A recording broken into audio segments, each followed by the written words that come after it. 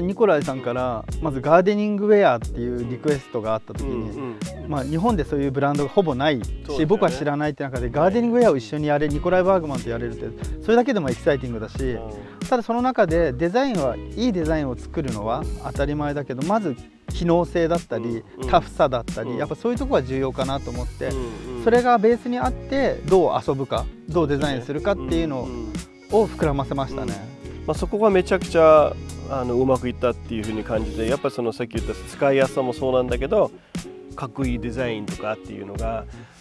めちゃくちゃ楽しみね。その実際ガーデナーたちが実際使う時にはすごい多分お客様の質問だったりとかっていうのが絶対あると思うんですよね。ガーデンでカンフォタブルに動くような服とファッションの目線っていうものが今まであんまりない気がする。そうですね。ちょっと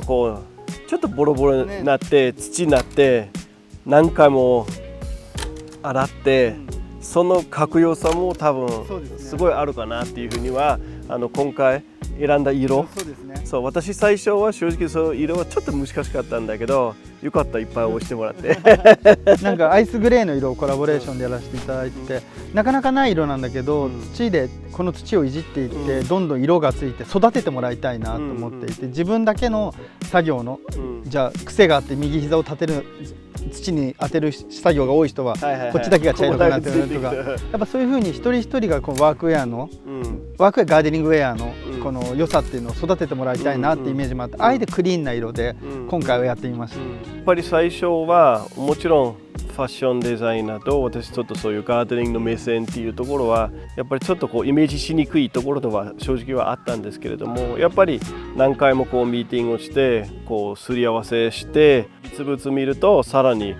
その驚き、こんなかっこいいものなんだっていうのがそういう感じだよね。こうやってガーデニングっていうことを言われて、ニコライのルーツじゃないけど、土をいじることだったり、もっとダイナミックにもう視野があったりとか、すごく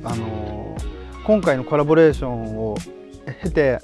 なんかニコライのもっと深さとか、ニコライの美意識とかを本当に学べて、今日一緒に回ったじゃない、ガーデニングの説明、本当になんか楽しかったし、いいコラボレーションをさせてもらえてんなって思いました。僕らのガーデニングウェアってものが世の中にどんどん広まってくれて、